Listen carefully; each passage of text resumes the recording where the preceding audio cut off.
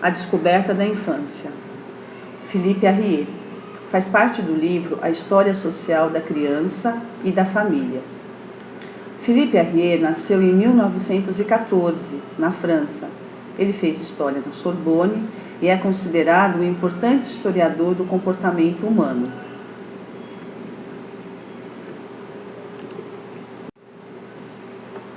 A obra foi publicada no Brasil em 1960. É importante dizer que são recentes as pesquisas sobre a história da infância. Arrier trabalha com diferentes fontes em sua pesquisa, como, por exemplo, imagens, músicas, diários.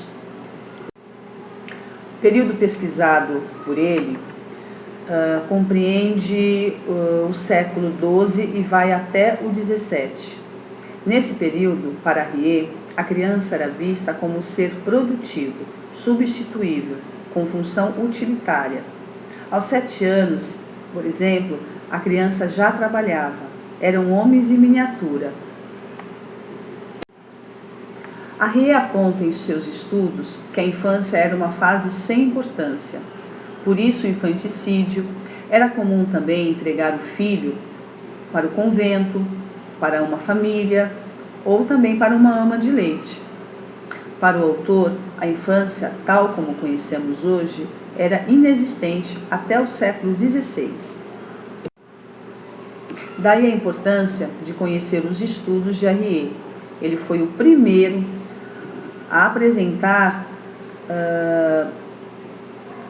a infância tal como conhecemos hoje.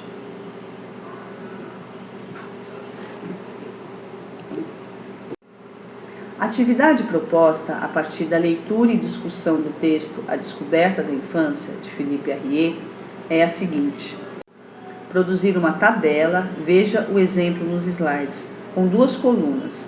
Em uma delas, os séculos estudados por Arrier, ou seja, do 12 ao 17. E ao lado, na segunda coluna, vocês deverão escrever como a criança era representada. Por exemplo, no século XII, havia um completo desinteresse e indiferença com relação à infância. A arte medieval não tentava representá-la.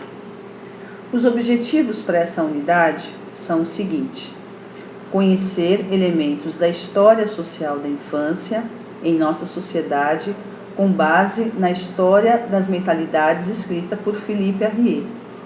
Perceber a infância como categoria diferenciada do adulto na sociedade ocidental moderna. Bom trabalho!